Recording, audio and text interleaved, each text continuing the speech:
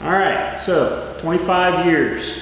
This is how it kind of got started, with me anyway. So I was working at a company that built plastic injection molding, precise mold, and I left there and went to work at Cunningham Pattern, and that's where I met Jack. Jack and I worked together for about 5 years, and then we had some things happen there where neither one of us liked what was going on. Jack ultimately left. He come on up to Franklin and kind of opened a little place and started doing some stuff with LOM. It didn't take me very long. I would say less than 6 months. I decided, you know what, I can't take it down here anymore, and where I was working. And anyway, I got a hold of Jack and I said, hey, I'm going to come up and start working for you. He said, well, don't know if I can afford to pay you because I really don't have a lot going on. And I said, well, that's all right. You don't have to pay me. If you can't pay me, we'll figure it out.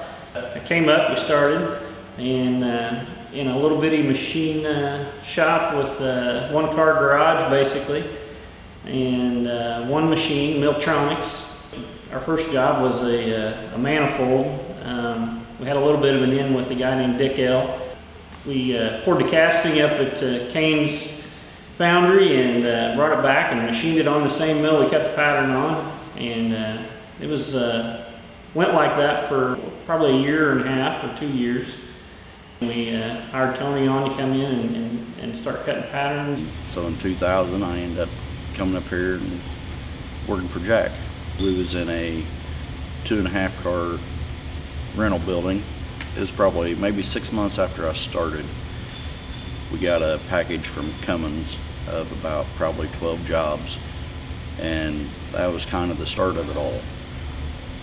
That's when I thought the company really started to take off, and then we got covered up with that. So me and Jack talked about how we could do it better and faster, and we thought the CNC way was the way to go, to part everything out on the computer, just because it would be a lot faster and the quality would be a lot better than what it was.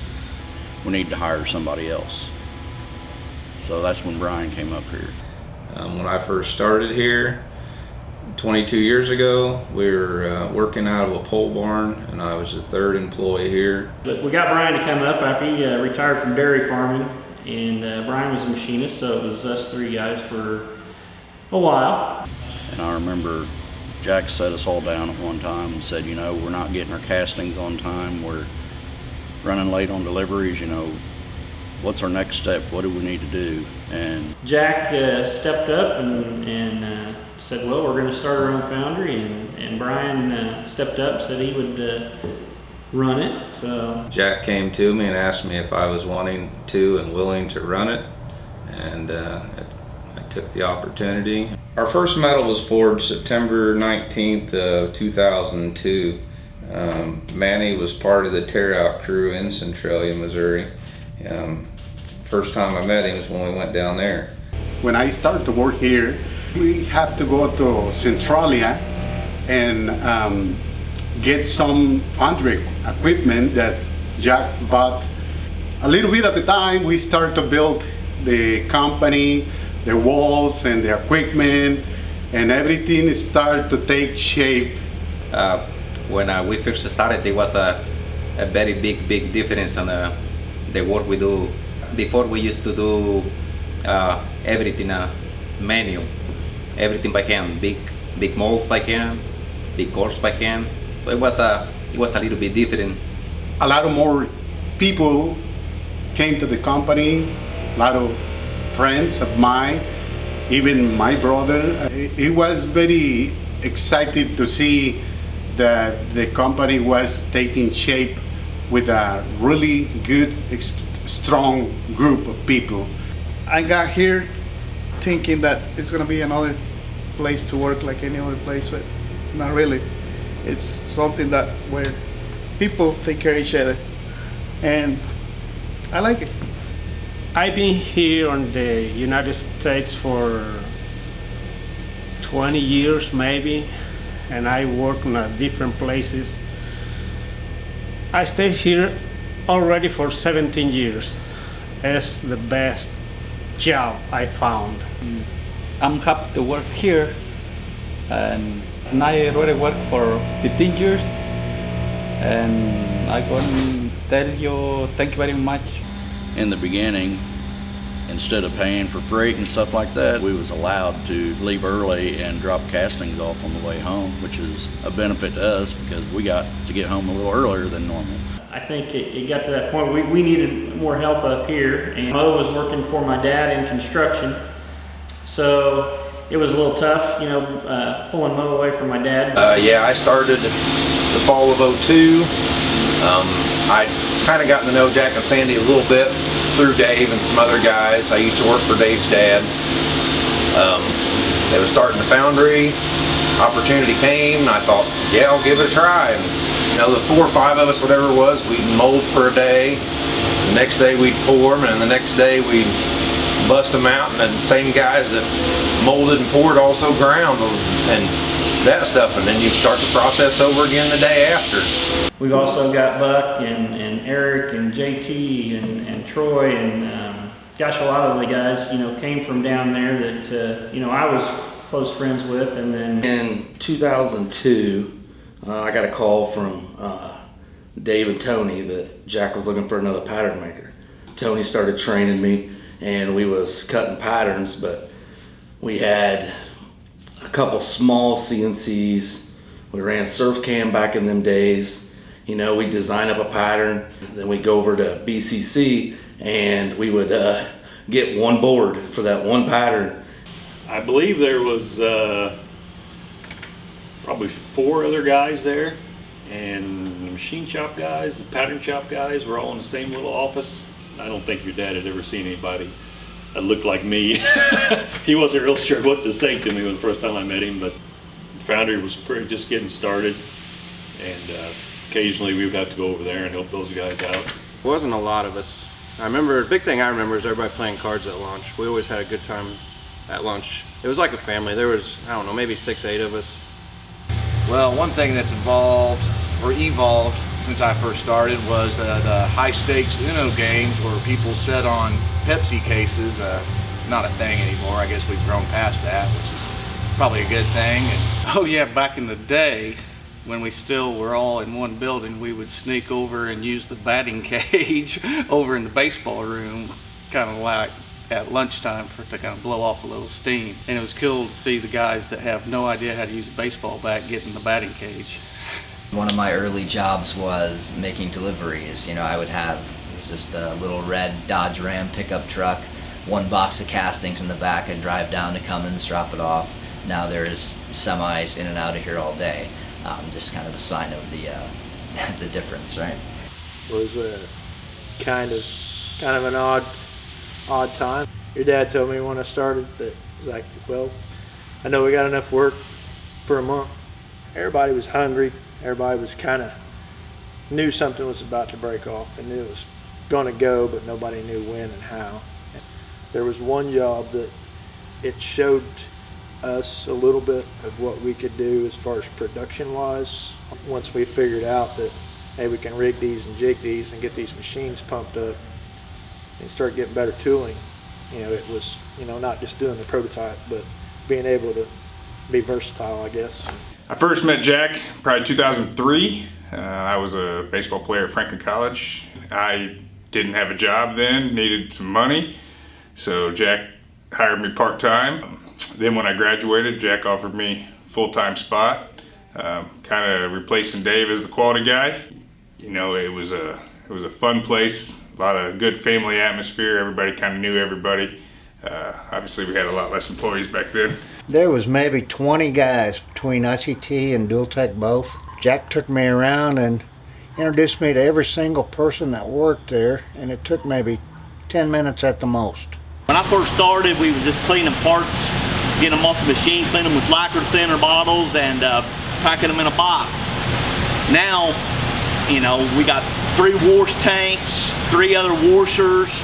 I guess the biggest thing I remember is the foundry burning and turning that corner on a Monday morning and seeing all the black marks and thinking that I was probably going to have to find another job after I already found the best job I've ever had. One of the biggest stories I guess we had was we had a fire Super Bowl Sunday in '08. Didn't make things easy for a while. We had to work out of a building on night shift at a different foundry in Indianapolis, and half the crew went up there, half the crew stayed here, kind of did a demo to reestablish out of half of our building to try to keep up with demand for our customers. We had to do that for about 3 months, but we didn't miss any deliveries, and that was a mess. Since I've been here, the current Dual Tech 2 building was an empty field, the first foundry, a melted pile of mess after the fire. After that, it became kind of our makeshift foundry until the new Dual Tech building was built. It was a shipping building, and now it's foundry again, kind of come full circle on that. We opened up a second foundry, DT2, bigger furnaces, all floor molding, more than doubled our capacity of pouring, and unfortunately it's still not enough today. Jack, being the visionary, honestly, that he is, as things started progressing, I mean, Jack looked at it and said, you know what, we really need to get into some metal 3D printing, and luckily Chris Beck, was available, and Jack talked Chris into, kind of starting to head that up, and so that was in 2017. Pretty much I believe like Innovative, 3D is growing, and it is going to be the future, and Chris has really took that in a lot of different directions that we could go in. So the new building here, yeah, we've been in the new building for about a year. We've been able to expand a little bit, and add a few more machines. I think we're, at least at this point, Jack and I are probably not going to add any more here. I think we're set on this new building for at least another 25 years. I don't know how many times I heard, this is it, we're never getting bigger again. But as of today, who knows where it's going to go. We keep getting busier, we keep growing. It just shows you how this place just keeps growing and growing and growing, but still keeps the close family attitude about everything. I think we counted like 330 some patterns. When I left work 16 years later, we were looking at 2,500 to 3,000 patterns. We went from cutting just a few patterns a year to now, last year I think we cut almost 400. It's made it easy for Jack and I to look at a lot of these guys that are here. We know that we're going to be, in 25 years, everything's going to be just fine, and we can kind of ride out of here. And I think over the years, Jack's and Sandy has hired some of the best people, and I think that's why the business really thrives. The foundry is not an easy place to work. It's very hot in the summertime, it's cold in the wintertime because we have to keep the doors open for ventilation. Takes a tough person to work here, so my hat's off to everyone who's sticking it out and doing what they do every day. It's exciting to see what's going to happen next, and congratulations on 25 years. I want to congratulate Jack and Sandy for have this vision of this company. I'm very proud to be part of this success. It's been a pleasure to work with Jack and Sandy. Congratulations, 25 years, pretty awesome. Obviously, went from a couple buildings to a whole campus, but the one thing that hasn't changed, which is great, is that Jack and Sandy's generosity and treating all its employees as family and always being there for us regardless of the situation is pretty amazing. So thank you for the first 25 and hope for another 25 more. Wow, Jack and Sandy, great. 25 years, awesome. Congratulations, Jack and Sandy, on the 25 years of success at ICT and for the 20 years of success at Dual Tech. I've always had 100% confidence in the fact that we're going to make this work. There couldn't be a better company, that everyone is more like family. And you guys are a huge part of keeping all that together. I can't believe it's 25 years. I can't believe that things have grown the way they have. But love you, and I wouldn't have had it any other way. I wouldn't have changed a thing.